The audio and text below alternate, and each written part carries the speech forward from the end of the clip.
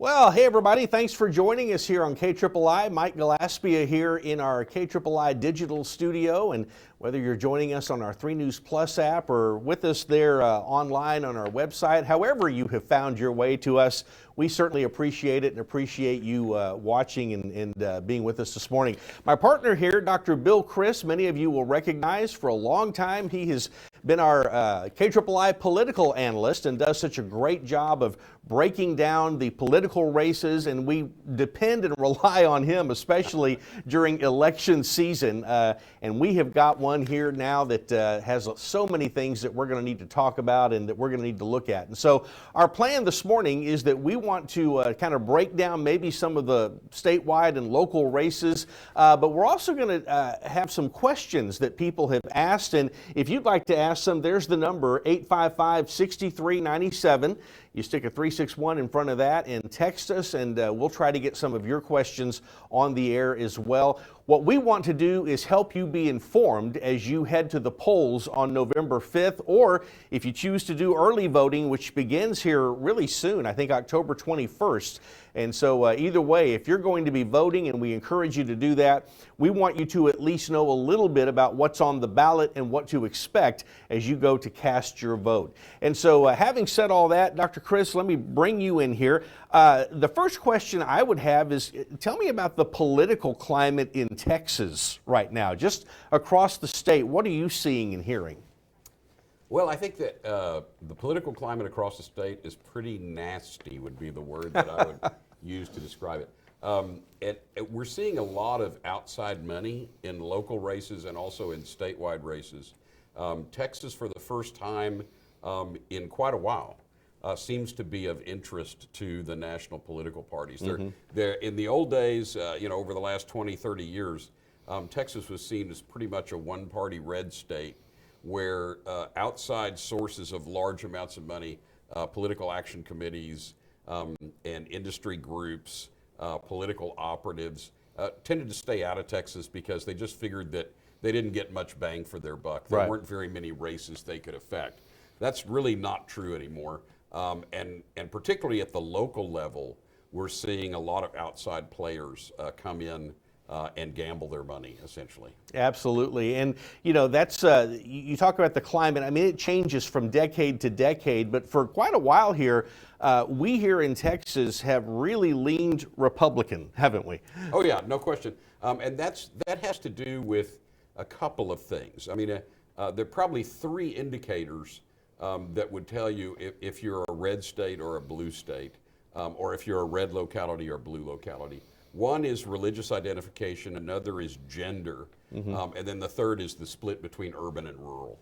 And Texas still has a very significant rural and small town population, and that makes a huge difference, and that tends to favor Republicans. Okay. Let me, some of the questions that folks have already sent in, they have to do more with city and county politics, and I want to get into that, and we don't want to ignore that because there are a lot of important races there. But this one, I think, is kind of general, but it talks about, does political affiliation really matter in a local race? I mean, Republicans, Democrats, when you're talking local politics, does it really matter which one I am, or if I'm independent or libertarian or whatever else? Yeah, I think it does matter. And it particularly matters in Nueces County, which is almost straight up 50-50 county. Nueces County used to be a Democratic stronghold for actually my entire life until about, between 10 and 20 years ago. Yeah. And then the Republican Party really started making inroads. You had a lot of Democratic voters who either aged off or otherwise got off the rolls, and then they weren't replaced by a younger generation. And so party identification can make a difference, and it makes a difference in this way. Most local races, and by that I'm talking about Del Mar College Board of Regents, school board, city council, those are nonpartisan elections, right? So, but if you are, in particular, if you're a Republican in Nueces County, there's a substantial party organization. There are direct mail lists, there are phone lists, there are email lists that if you are a heavy-duty Republican and you're enmeshed in the party machinery, you have access to some of those things that can help you to organize people who might be likely to vote for you even in a nonpartisan race.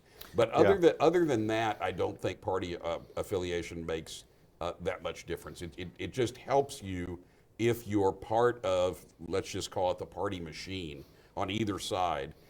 That's going to increase your name identification. And those are the people who frankly vote most often, or people with the highest amount of party identification.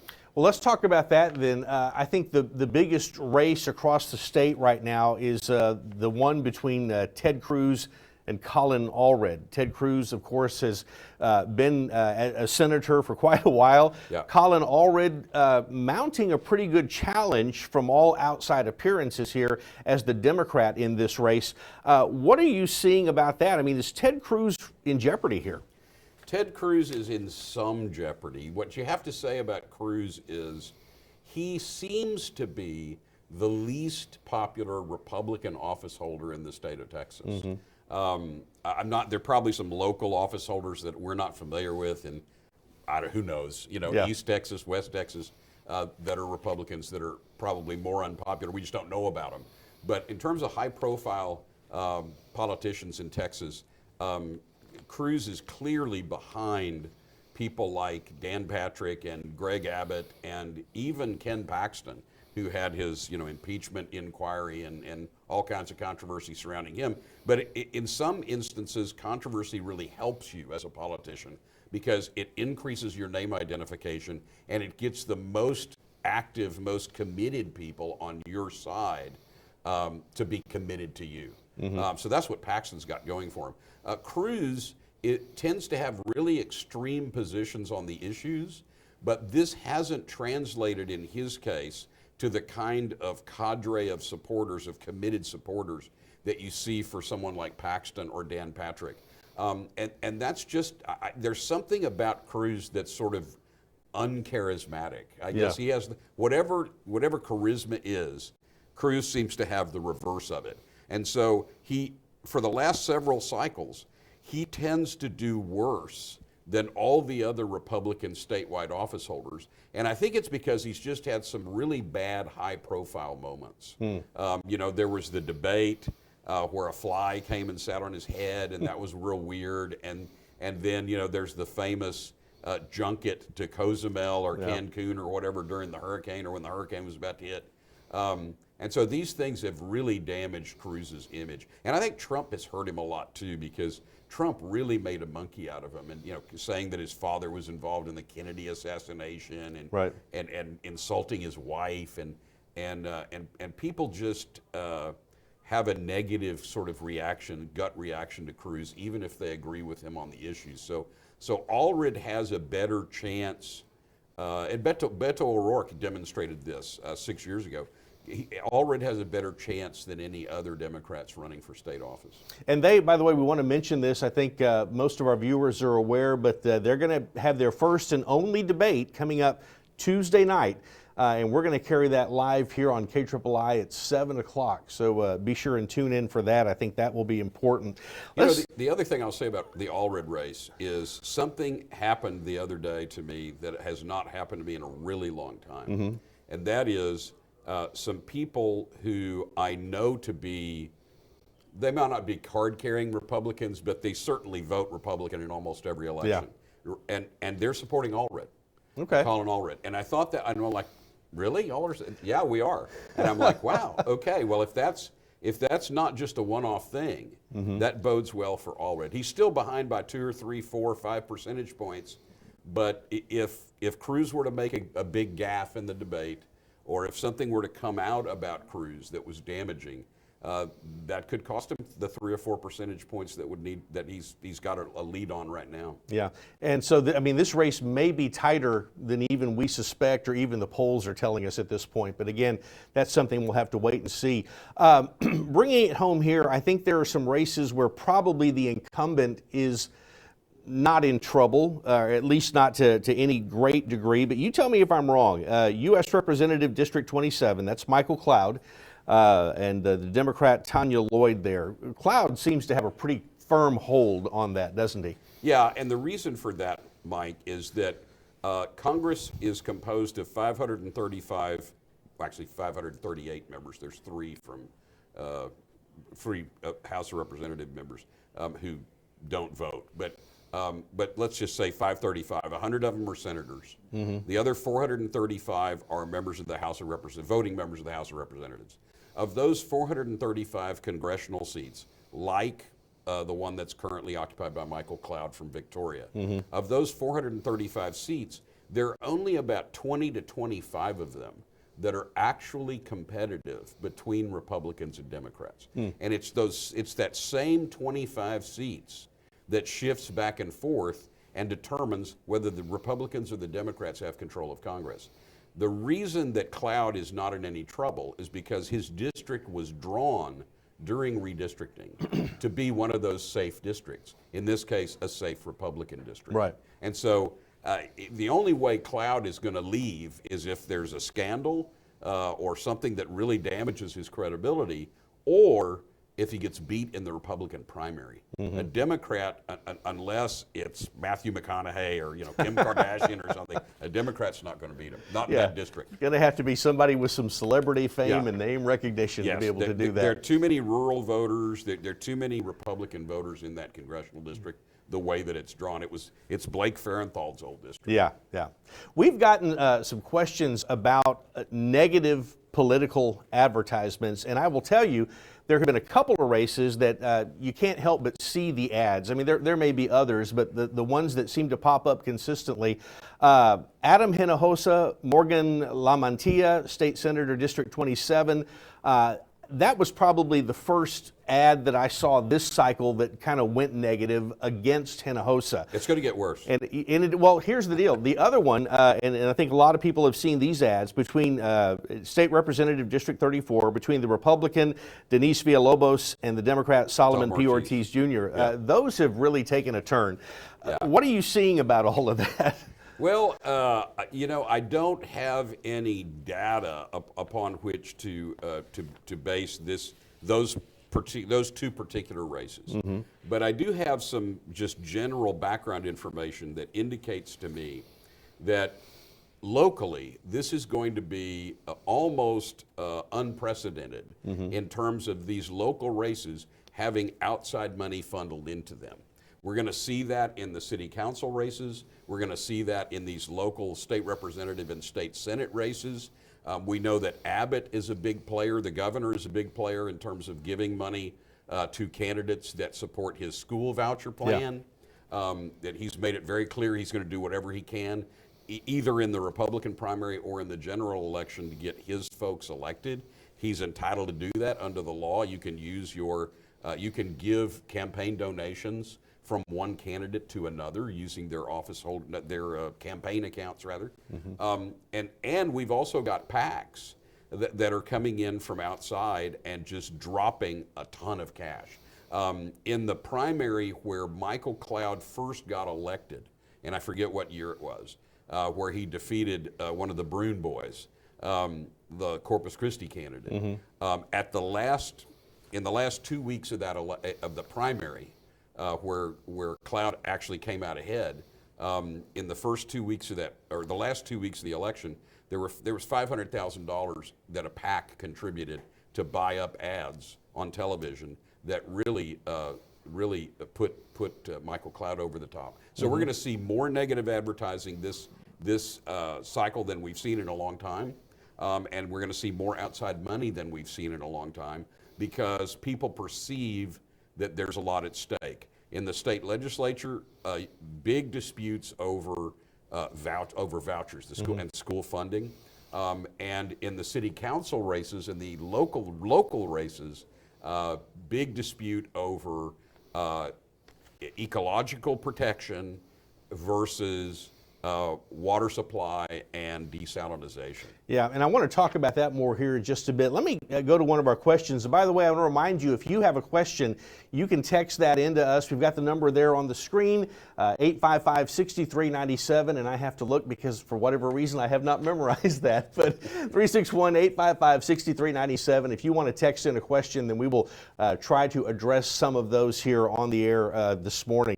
But this one coming in, talking generally about about voting in an election. And it asks the question, do people need to worry about election fraud on the local level? No, not in any significant way. In every election, there are irregularities that take place. They tend to be at the margin. We really haven't had any kind of significant election fraud to worry about really nationwide since the 1960s, probably, early 1960s. There were a lot of procedural reforms and legal protections that were enacted during the 1950s and 60s and 70s that really protect the sanctity of the ballot box. And so fraud is not really a problem in elections.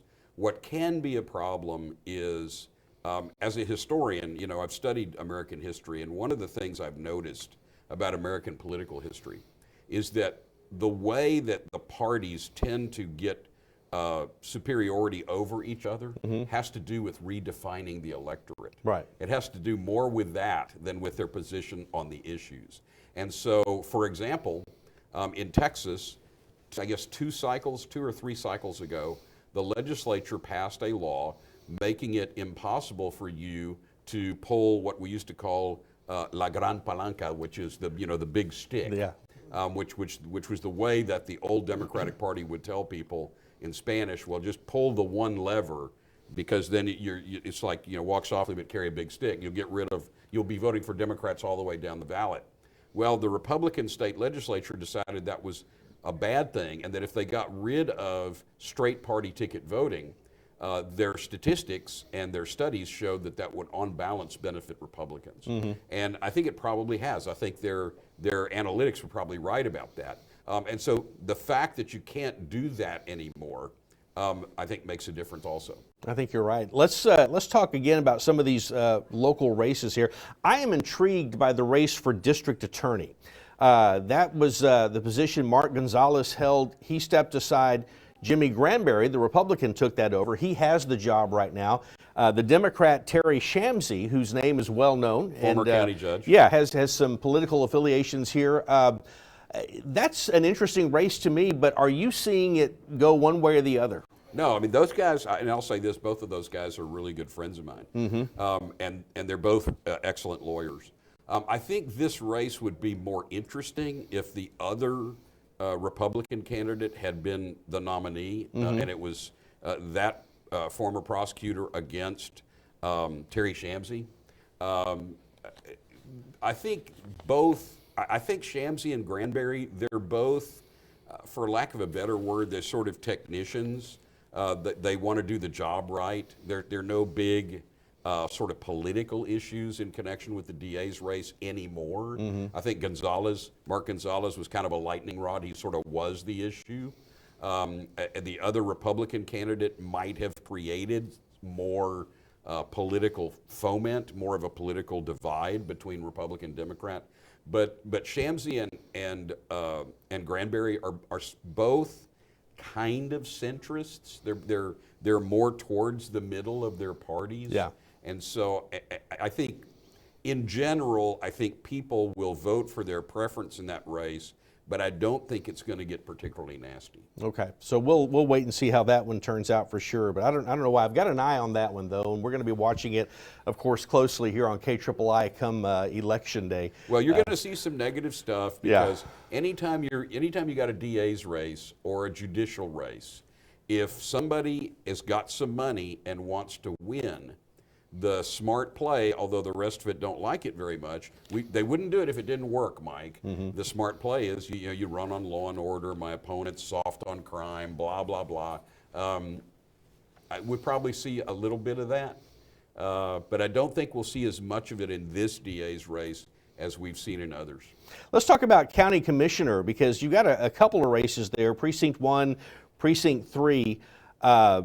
Mike Pusley against the guy who has the job right now, Robert Hernandez. Pusley has been there before and wants to go back. Yeah, but Pusley's got very serious name identification, and he's running against Hernandez, and that's going to be a really interesting close race. That District 3, I think it is, tends to be marginally Democratic district, which is how others got in there. But Pusley's got a lot of name identification, so that'll be one to watch. That's going to be a real barn burner. Well, and then the other one, John Mares, and he's being challenged by Larry Cantu Jr. Mares seems to be pretty popular with voters. I think Modis has got very high name identification. Right. And I think in his district, I think he's probably relatively safe. I think that's an uphill climb for the Republicans to win that one.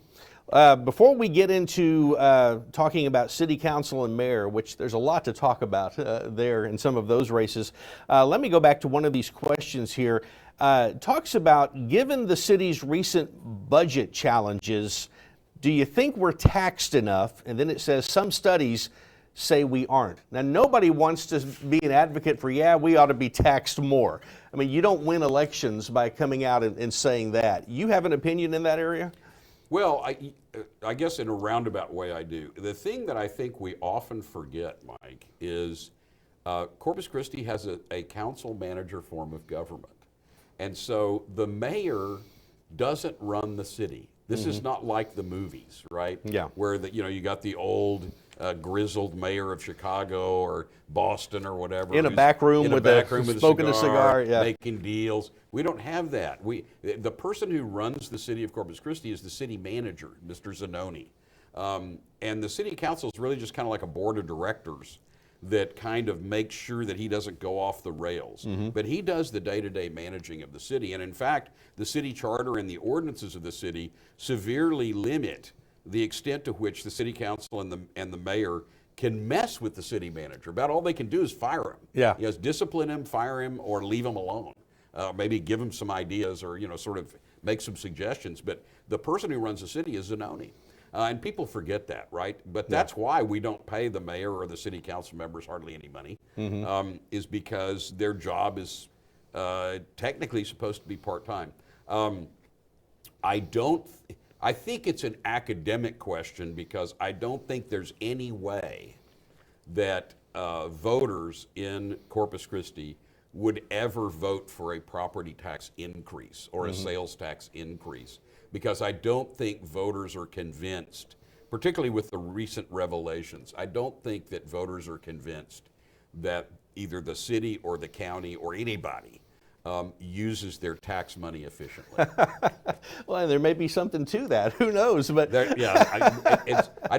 don't think people. I don't think if you go do a man on the street interview like Gene Looper used to do in front of Price's Chef. That's been a while. Yeah, and you start out, or Nixon Cafe before that, and you start asking people, if some man on the street, listen, said, do you think we pay enough in taxes? You're not going to get too many no's. Yeah. You're not going to get too many people say, no, we don't pay enough in taxes. Yeah, we probably all would say, absolutely, we're fine. Leave it alone, or I think, decrease it if you can. I think what's much more likely is that if we start getting into more of a financial pinch than we already are at the city level, I think what's more likely is that you will see a taxpayer-style candidate emerge who will basically say, look, we got to take a big butcher knife to the budget, and we got to stop paying for all this economic development, and we got to stop giving away these tax subsidies, and blah blah blah. That's much more likely response than we need some more money, so let's raise taxes. Well, you make a great point that I don't think a lot of people think about that often, and that is, this is a city manager-led government. So let's talk about Peter Zanoni's job for a moment. I mean, how much change would have to come about on the city council for his job to be in jeopardy, or do you think that just is not going to happen? I think it would. I don't think there are enough outsiders running for the city council right now who have it in for Mr. Zanoni to make any difference, even if they all won, right? The ones who have a legitimate chance. So I don't think there's any. I don't think that there's any jeopardy associated with Mr. Zanoni's job. And frankly, I think that with respect to sort of street repairs and just running the city, and other than this latest brouhaha that came out about spending on food and beverages, I think other than that, there's really not been a whole lot of controversy about him. I think he's He's perceived to be a strong manager, and I think most people think he did a good job of streamlining city processes, getting the right people in the right places, and so on. So I don't think his job is in jeopardy in the near term. And he came in, you may recall, saying there's been a lot of neglect for years that we have to address, and you just have to know that's what we're going to spend most of our time doing. And he's done a lot of that. And he's done what he said he would do. He's come in and he's kind of cleaned house. You definitely see the street crews out there. I mean, the complaint people have now about the city of Corpus Christi is there's too much street work being done, and that didn't used to be the complaint. The complaint used to be there's not enough street work being done. Yeah, we've got. Let's talk about the race for mayor of Corpus Christi here for a moment. 6 people running for mayor this time out. 2 of them have the most name recognition. And the most money. Paulette Guajardo, our current mayor. Michael Hunter, who is, I think, was terming out anyway on the city council and is running against her. Are we looking at maybe a runoff here, you think? Or do you see this as, no, this is really Paulette's to lose? I think we could be looking at a runoff because of the other candidates in the race. I do think that that Paulette and Michael are the front runners. Yeah. And it's not clear to me in any way which one of them will finish first. But it's entirely, I would say it's likely that because there are 3 or 4 other candidates in that race, and because Paulette and Michael appear to be so close, it's probably more likely than not that there will be a runoff. Yeah, and the way the rules work is if there is a runoff, I mean, they don't wait 3-4 months. They do that fairly quickly. Yeah. Just, within a few weeks so that you can have that decided, December, that kind of thing. So that's something we'll be looking at. Another thing that intrigues me is how many people are running for the at-large city council spots. Now, there are 3 spots. Right now, Mike Pusley, Michael Hunter, and Jim Klein have those. Klein's the only incumbent. As I say, Pusley wants to be a county commissioner again. Hunter is running for mayor. So Klein is the only incumbent, which opens the door for a lot of people. I have noticed in the names of people who are running, a lot of people who have been there before, former council members, and who want to come back. You're looking at Carolyn Vaughn and Mark Scott and Larry Elizondo. In addition to that, you've got Roland Barrera leaving his district to run for one of these at-large positions. Yep. So a lot of other people who are there as well. I mean, this is a pretty big list. 1, 2, 3, 4, 5, 6, 7, 8, 9, 10 folks or so. 10 or 11, yeah. 10 or 11. What do you see happening here? Because this could go a lot of different directions. It's going to be an abattoir. It's going to be there'll be some carnage here. Carnage. We have not used that word all morning. There'll be some. Yeah, it's going to be a little bit of a train wreck. Boy, it's really interesting because up until let's say a decade ago, you could those of us who are political number crunchers could do a pretty good job of figuring out who was going to win these at-large races because we had ethnically polarized voting. Yeah. Our voting is not as ethnically polarized as it used to be. In fact, you could argue, I had this argument with somebody the other day. They said, well, it makes a big difference what your last name is. And I said, what you're overlooking is that it makes just as much difference, if not more, what your first name is, right? So if your first name is Mary and you're running against somebody named John, that may make more difference than whether your name is Smith or Garza. Right? Wow, what a great point. I had not thought about that. It clearly makes a difference in judicial races because most people's encounter with the court system usually has to do with divorce and family law. Yeah. And so women are much more likely to vote for women, men are much more likely to vote for men. But it's a lot harder now because of the way, really, frankly, it's a lot harder now because of what Trump and the Republican Party have done, and it started with Bush, making inroads into the minority community. Now, we don't have a significant voting community of black voters in Nueces County, but we do have a significant community of Hispanic voters in Nueces County. And so it's not at all clear that you can predict these races based on ethnicity anymore, because you've got not equal, but you've got significant numbers of both Spanish surnamed and non-Spanish surnamed candidates. What I think is likely to happen is the thing that's going to be difficult is if you're somebody in that at-large race, you're one of those 10, 11, 12 people, and you don't have prior government service and you don't have high name identification.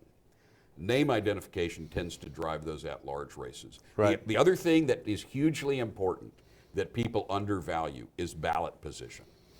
And some of the candidates have been making a pretty big deal about that when they drew for those positions, Yes. and how excited they were that Yes. I'm at the top, I'm or number one. you know, that Yeah, kind of I'm thing. number two. You want to be in because remember, in the at-large election, every 2 years, we elect all 3 at-large positions. And the way that works is if you're one of the top 3 vote getters and you get at least 12% of the vote, you win. There's no runoff. If somebody has less than 12%, then for that position, you're going to have a runoff. Yeah. And so it can get weird, right? And in this race, I think we've got, 4 former city council people who are running at large. So that math tells you that at least one, if not more, of those people is going to get left behind. Yeah. So the question is, who's the odd man out or the odd woman out? And boy, that's really difficult to say. Carolyn Vaughn used to be on the council. Barrera is on the council now. Mark Scott was on the council, but it was a long time ago, and he's lost a couple of races in between. Yeah. So it's who's going to get left behind. Well, and talk about the man who's there, who's running again, Jim Klein. Klein. He came in, I think garnered a lot of votes from people who were saying we need to be more sensitive ecologically to what's happening to our city, to our bays, that kind of thing. And I think those folks will continue to support him. Others who think maybe he's done a good job, he may get those votes. Do you think he's in any danger here? I think all of them are in danger. There is no telling what's going to happen because we have not seen the money get spent that is going to get spent in these city council races, because the elephant in the room is desal. Yeah. Okay, where are the desal plants going to be built? Are there any that are going to be built? How big are they going to be? Because Klein and Sylvia Campos in particular, and maybe a couple of other members of the council, but particularly those two, are seen as environmentally friendly candidates. And they've run as environmentally friendly candidates. We need to be careful about what our source of water is. We need to be careful about not screwing up the bays and estuaries. Yeah. And their campaigns are going to be well funded, including probably, although I haven't seen any data on this, they may get contributions from outside the city. There are certainly people who are raising money against them. And who are more on the economic development, pro-industry side. So there's going to be some controversy there. Yeah, I'm going to go back real quickly here. We don't have to spend a lot of time on it, but I do want to make this point. You had mentioned a lot of Hispanic voters, not as many black voters. Do you think that also plays into the fact that we don't see very many black candidates who run for local elected office? Well, we actually have quite a few African-American candidates who are running this time, in particular for the school board. Yeah.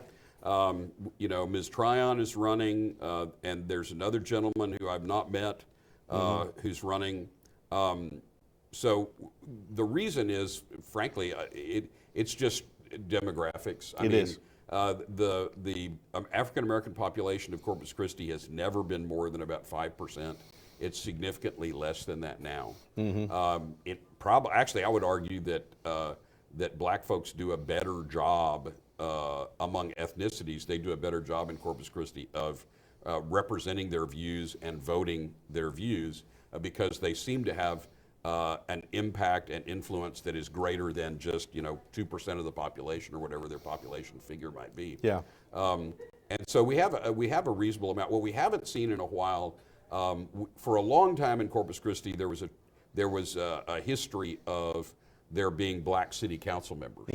And we haven't seen that in a while. No, and I mean quite a while. I've been, covering news in Corpus Christi 20 years now, and I'm not recalling. I think Herbert Hawkins was the Yeah. last one, and that was back in the early 90s, late 80s. Yeah. So, yeah, I mean, but one of the things that's really interesting about it, and boy, you talk about negativity. The presidential, I've seen some negative presidential campaign ads. There right? have been a few, and we're gonna continue to see more of those, more than we've seen in a long time in Nueces County, because the presidential campaigns generally aren't going to spend money in Texas. Yeah. But I think the Democrats see an opportunity, and they have so much money. The latest report I saw was that Kamala Harris and Tim Walz have raised $1 billion. And that's a lot of dough. That's with a B. That's a lot of advertising. It is. That's a lot of advertising. It is. We're seeing that in Texas, and we'll continue to see that, as you said, as we get closer to people actually going and being able to cast their votes. Let me get back to the city council here for a moment, because we're continuing this theme of I've been there before, I want back in. Right. In District 1, Everett Roy, Billy Lerma, some others who are running. Billy Lerma has been there before. Right. District 2, it's the same thing. Ben Molina, Sylvia Campos. Right. Tell me what you're seeing in these. I really, the Everett Roy, Billy Lerma thing, I don't have a handle on. Yeah. I'm not sure what the dispute, if any, is between those two guys on the issues, other than they're just running for the same office. Right. The Campos and Molina thing is a classic example of what I was talking about earlier. That is really almost a proxy race between the pro-environmental faction and the pro-business growth faction. And it's pretty clear, that's who's lined up behind those candidates. And it'll be interesting to see what the turnout is in that district, because that district in particular has had declining turnout over the past several election cycles. And so, Molina's got name identification. He's certainly been elected from that district before. And Campos, I think, is just a one-term incumbent. And so that's really anybody's race. That's going to be one of the most interesting races to watch, because I think it will be close, and I don't think you can predict who's going to win. And so people will be voting on, do I like what Sylvia Campos has done in the 2 years she's been there, or did I like what Ben Molina did in the several years he was there? I mean, that's kind of what it comes down to here. Yeah, and a lot of this is, especially in these city council single-member district races, because remember, you're talking about, this is a small sample size, okay? Right. We're talking neighborhoods now. We're not talking about citywide or countywide or statewide. We're talking about neighborhoods. We're talking about, does the guy who lives across your back fence like you? Because if he doesn't, he's going to go tell the other people down the street to vote against you. I had students in political science and history classes out at the university who would tell me, well, I'm never voting for that guy. And I'm like, why? I said, well, because I work at thus and such a restaurant, and he's a terrible tipper. I mean, those are the kind of things that can lose you elections. They can. When you're talking about neighborhood level, stuff, especially in, District 5, you tend to see more votes in District 5. District 4, you tend to see more votes in District 4. District 1, you tend to see a lot of votes there. 2 and 3, not as many. And those things get adjusted, the boundaries get adjusted every so often to account for that. So it's going to be very tight. The other thing, coming full circle with what I said before, Mike, you got to remember, in that race between Molina and Campos, one of them is a woman and the other one is a man. And you said that makes a difference for some people who go to cast that ballot. We mentioned the other districts. District 5, Gil Hernandez wanting to continue in that role, running against David Pena. Yeah, and Pena, I've seen some signs out, and I've heard some talk about him. So I don't think this is just an everyday, ordinary, somebody deciding to challenge the incumbent. I think Pena's a little more well-heeled candidate than you would expect for the first time out. I think you'd still have to give the incumbent Gil Hernandez a little bit of an edge. He's been there a long time. He seems to be pretty popular. He doesn't have any real. He's sort of middle of the road and doesn't really have any enemies on either side. Yeah. And so he's going to be harder to beat, but Pena's putting on a good race. Well, we're guaranteed, again, in the single member of the district races here, we're guaranteed to have at least 2 new people on the council, because you look at District 3 and District 4. District 3, we mentioned Roland Barrera is running for one of the at-large positions now. That leaves that district wide open.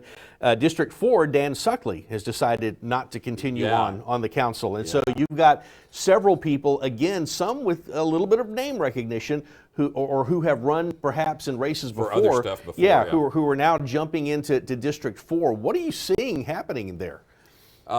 District 4 is kind of wide open. I don't know what's gonna. I think that's the one where Dan Grimsboe is running. Yeah. And who are some of the May others? Mendoza, Kaylin Paxson, May Mendoza, yeah. May Eric Mendoza. Magnuson. So Yeah, May Nardoni Mendoza, or May Mendoza Nardoni. She's going by Mendoza now, but she's very well known.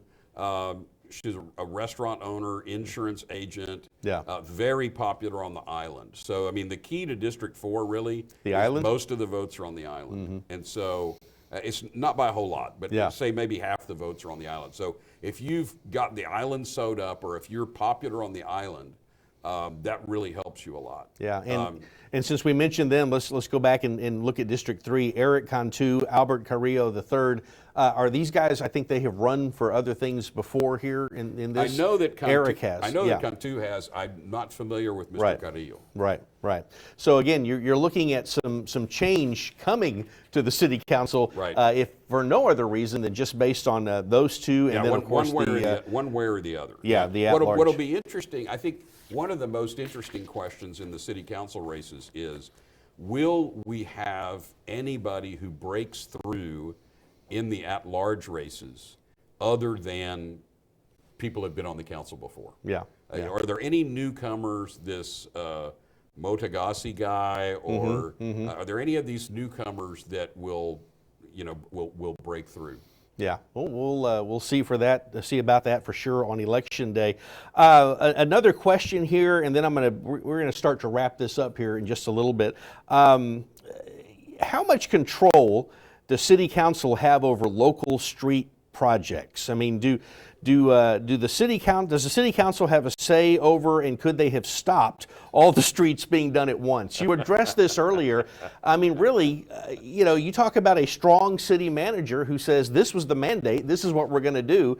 Does council really have a role in stepping in and saying back off, or what? That's a great question. The answer is kinda, and the reason I love that question, Mike, is because there have been times when I've gone home from work and I've said to myself, I need to find out when the next city council meeting is, because I want to go for public comments, and the only thing I'm going to do when it's my turn is get up and go, does anybody here know why we always have to work on all the streets at the same time? Does anybody know when Everhart's going to be finished? Yeah. And so the answer to that question is kinda, and what I mean by that is this. The city council votes on the budget. The budget is generated by city staff, but the council usually tinkers with it. They can tinker with it. So, well, we can move a little bit here and a little bit there. We need to spend more on this or less on that. So the budget is set. The execution of the budget is really up to the city manager. And so questions about scheduling jobs, what streets get worked on in what order, that is classic city staff function. Now, what the city council can do is during city council meeting, if somebody were to raise this during public comments, or if a city council member were to just raise this as new business, what they could do is they could say, well, I'm not infringing on your ability to control and manage the city, Mr. Manager, but I got a question. Why are we working on all of the streets at the same time? The city council can do that. Yeah. What they don't do and can't do is let's vote I make a motion that we stop working on Everhart. Right.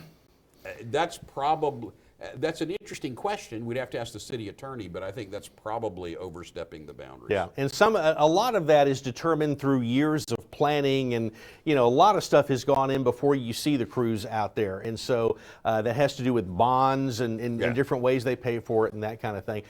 We didn't talk a lot about judicial races and things like that, but are there any other races that you see that are going to be big, particularly here in Nueces County, in the city, or even state races that we're looking at? Well, here's the thing about judicial races, Mike. A little bit different than city council, which is nonpartisan, or school board, which is nonpartisan. And a school board, a lot of interesting stuff going on there, with the controversy over books and so on. But what's really going to drive these judicial races, because they are partisan, Democrat versus Republican, and I think judicial candidates tend to overestimate the extent to which people know who they are. I mean, if you're like Jack Blackman, who was the mayor of the city and then became a district judge and was a district judge for like 35 years, people are going to know who you are, right? If you've been around long enough, people are going to know who you are.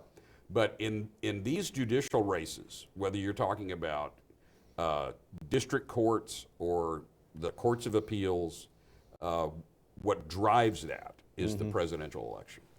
Presidential and senatorial election. And so because you're not going to have a lot of people who vote for Trump for president and vote for a Democrat for district judge.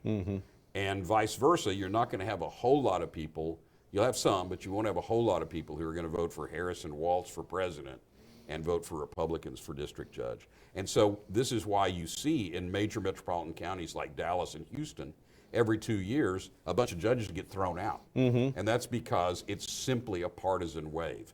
So I think you would have to assume, based on recent history and the facts and statistics that we have, you'd have to assume that the Republicans have an edge in these judicial races, particularly the ones that are countywide, the trial judge races. The Court of Appeals races are different because they take in the Valley and Victoria and other parts of the state. So they're a little different. But in the Nueces County, district judge, 28th, 117th, whatever, in those races, that will be determined by how the county goes in the presidential race. And it has been 28 years since a Democrat carried Nueces County in a presidential election. It's been a while. 28 years. And folks, when you go to cast your vote, just know that when you look at that ballot, it is a pretty healthy ballot. There are lots of names that are on there this year. It's major league, Yeah, it is. So just be prepared for that. The bottom line, though, is that we hope that you will go and vote and let your voice be heard. That's the process that we have, and so we encourage everybody to do that. Bill, Chris, always good to have you kind of analyzing these races for us, and I love the political history that you can bring that not many people can when you go back and look through Corpus Christi. It's a lot of birthdays, Mike, is what it is. It's a lot of trips around the sun. Well, we appreciate it, and thank you so much for your time here with us today. Thank you for having me. We appreciate you tuning in with us and taking some time to hear kind of what we're talking about here. We got an important election coming up, and you're going to have more coverage here from KIII, both on the air and online as we get closer to the run-up here to November 5th, and we hope that you will join us for all of that. For now, thanks for watching. We'll see you again soon.